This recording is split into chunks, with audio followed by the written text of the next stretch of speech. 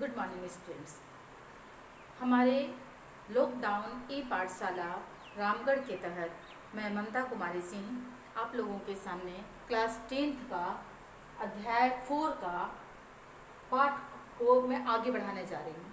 हमने इसके बारे में पढ़ा हुआ है कि कार्बन अपने यौगिक कैसे बनाता है। कार्बन और उसके यौगिक में हमने वो पढ़ा हुआ है। उसका अगला पार्ट है ये कार्बन और उसके अपरूप। अपरूप का मतलब आप ये समझ सकते हो कि इसके दूसरे रूप, कार्बन का दूसरा रूप। और दूसरा रूप कैसे बन रहा है? ये कार्बन का दूसरा रूप बनने के लिए उसके भौतिक गुणों की भौतिक गुण जो होते हैं वो अलग होते हैं, लेकिन उसके रासायनिक गुणधर्म समान होते हैं। भौतिक गुणधर्म हम किसको बोलेंगे? भौतिक गुणधर्म में वो आते हैं जो हम देख करके या छू कर, देख कर या सूंघ कर, जिस ऐसी इन तरीकों से जिन चीज़ों की हम पहचान कर सकते हैं उसको हम भौतिक गुणधर्म कहते हैं। तो इसके भौतिक गुणधर्म के आधार पर हम देखते हैं तो इसमें बहुत विभिन्नता होती है, जबकि दोनों कार्बन से ही बने हुए हैं। लेकिन इसमें संरचना में जो अंतर आ रहा है उसका कारण क्या है कि इसके परमाणु जो होते हैं वे जब बॉन्ड बना रहे हैं, आबंध बना रहे हैं, उसमें भिन्नता आ जाती है।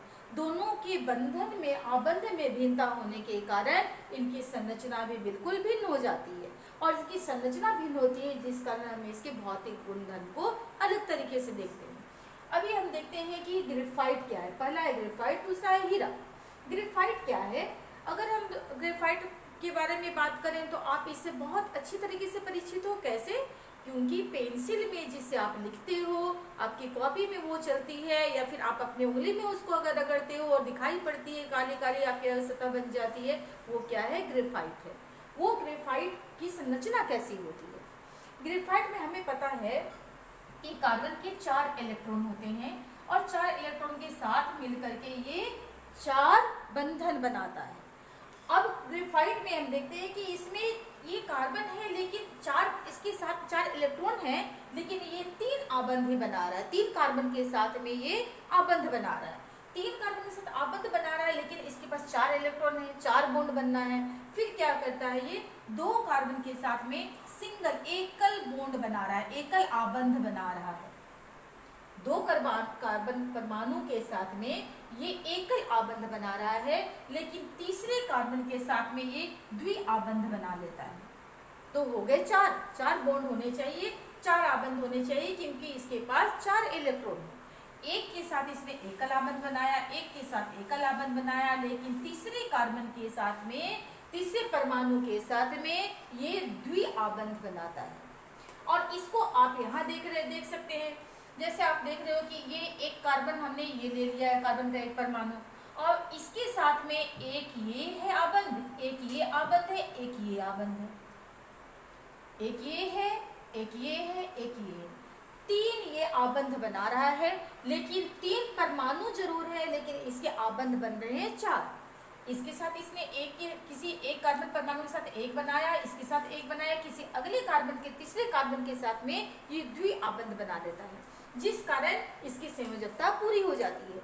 हमने पढ़ा है कि संयोजकता पूरी करने के लिए इसके पास संयोजी इलेक्ट्रॉन 4 है, 4 बॉन्ड ही बनाता है, तो 4 यहाँ कंप्लीट होने चाहिए। लेकिन ये 3 कार्बन परमाणु के साथ ही आबंध बना रहा है, इस कारण 2 कार्बन परमाणु के साथ वो एकल आबंध बनाता है और तीसरे कार्बन के साथ में द्विआबंध बनाता है। और ऐसे इसकी संरचना होने के कारण ये षटकोणीय होता है, समतल पे होता है, इसकी तल समतल सतह पे बनाता है, और इसकी संरचना षटकोणीय होती है। और ये एक के ऊपर सतह बनाता है, इसी कारण यही इसकी वजह है कि इसमें चिकनापन होता है। वो एक के ऊपर एक सतह होती है और वो फिसलता रहता है, इस कारण इसमें चिकनापन होता है, जो आपकी उंगली पे लग जाता है या आपकी कॉपी पे आराम से वो चलता है। ये हो गई ग्रेफाइट की संरचना। और हमने बताया कि ग्रेफाइट, ये आप इसको याद रख सकते हैं, ग्रेफाइट आपको आसानी से कहाँ देखने को मिलता है? आपके पेंसिल में। अभी देखते हैं हम कि हीरा की संरचना कैसी होती है। कार्बन के ही अपरूप है, तो कार्बन के एक ही साथ इसने 4 बॉन्ड बनाया, तो यहाँ भी कार्बन के 4 संयोजी इलेक्ट्रॉन है, यहाँ भी 4 बॉन्ड बनाएगा। आप यहाँ देख रहे हो कि ये कार्बन है, कार्बन के साथ में ये अपने अन्य 4 परमाणुओं के साथ में आबंध बनाता है। अन्य चार, यहाँ पर उसने अन्य 3 कार्बन परमाणुओं के साथ में बनाई, यहाँ पर ये कार्बन अन्य 4 परमाणुओं के साथ में आबंध बना रहा है। आप देख रहे हैं, एक ये कार्बन परमाणु है, एक ये है, एक ये है, एक ये है, एक ये है। इसने 4 आबंध बनाए और ये 4 आबंध बनाता है तो इसकी संरचना ऐसी बनती है जो त्रिआयामी होती है और ये त्रिआयामी संरचना ही हीरे की वैल्यू को बढ़ा देता है। इसका महत्व बढ़ जाता है हीरे का त्रिआयामी संरचना होने के कारण। इसने अपने चारों परमाणुओं के साथ में आबंध बनाया जिसके कारण ये दृढ़ होता है, मजबूत होता है। इसमें बहुत ज्यादा कठोरता होती है। यही कहा जाता है कि दुनिया में सबसे कठोर वस्तु होती है वो हीरा है, क्योंकि हीरे किसी और को काटने के लिए हीरे का ही उपयोग किया जाता है। आपको पता होना चाहिए कि हीरा को काटने के लिए भी हीरे का ही उपयोग किया जाता है। कांच काटने के लिए भी आप पता करेंगे, आप जानेंगे तो कांच को काटने के लिए भी उसके आगे तरफ हीरा का ही एक पार्ट लगा दिया जाता है, जिसके कारण वो हीरा कांच को आराम से काट पाता है, क्योंकि हीरा कठोर होता है। और मैंने बताया आपको कि कठोरता का कारण क्या है कि कार्बन अपने चारों परमाणुओं के साथ में आबंध बना रहा है, इस कारण ये दृढ़ हो जाता है, दृढ़ संरचना बनाता है। और दृढ़ संरचना इसको कठोरता का रूप देते हैं और त्रिआयामी संरचना के कारण ये चमकदार होता है।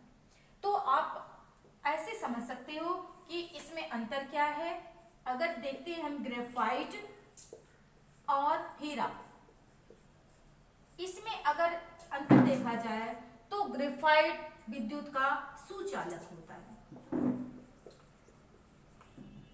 ग्रेफाइट से धारा प्रवाहित हो सकती है, लेकिन ये कठोर होने के कारण और अपने चारों परमाणुओं के साथ में ये आबंध बना रहा है, जिसका कठोर होता है और ये विद्युत का कुचालक होता है। हीरे से धारा प्रवाहित नहीं हो सकती है। दूसरा, इसको हम कह सकते हैं कि ये मुलायम होता है। तभी तो आपको पेंसिल बार बार छीलनी पड़ती है। अगर वो कठोर नहीं होती तो आप एक बार छील करके पूरी पढ़ाई कर लेते, लेकिन आपको पेंसिल को बार बार शार्प करना पड़ता है क्योंकि ये मुलायम होता है। इसके उल्टा हीरा क्या है, वो काफी कठोर होता है। काफी करने का मतलब कि जितनी तत्व हैं उसमें सबसे कठोर होता है हीरा।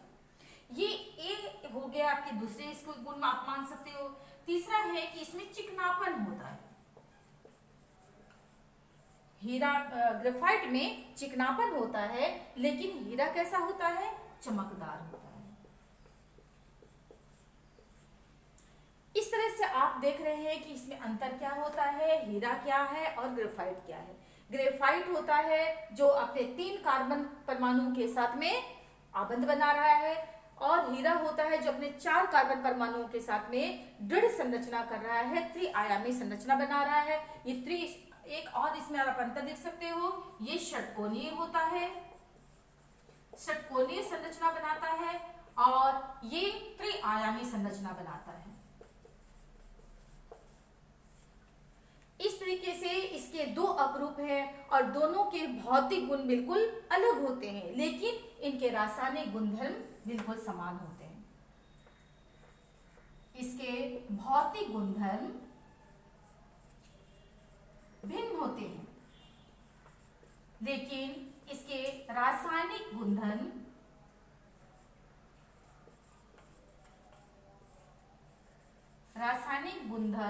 समान होते हैं। इस तरह से हमने देखा कि कार्बन के 2 अपरूप किस तरह से इसमें अलग अलग इसके गुण होते हैं। आपको ये याद रखना है कि इसके हमेशा सिर्फ भौतिक गुण भिन्न होते हैं, लेकिन रासायनिक गुण इनके समान होते हैं। एक कार्बन का अन्य अपरूप भी हम लोगों को देखने को मिलता है, जिसको फुलेरिन कहा गया। ये फुलेरिन क्या है?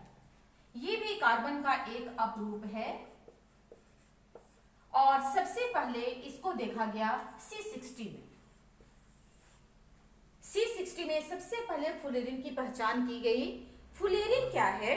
जैसे इसकी संरचना षटकोणीय होती है, इसकी संरचना त्रिआयामी होती है, उसी तरह इसकी संरचना कैसी होती है, फुटबॉल की तरह। फुटबॉल की तरह इसकी संरचना होती है।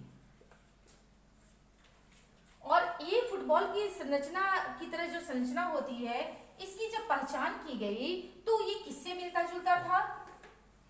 एक आर्किटेक्ट हैं जिनका नाम था बकमिंस्टर फुलेरी, और बकमिस्टर फुलेर। और ये फुलर जो थे, आर्किटेक्ट थे, ये आर्किटेक्ट थे। इन्होंने क्या किया था कि एक गुंबज की संरचना बनाई थी जिसको जियोडेसिक गुंबद कहा गया।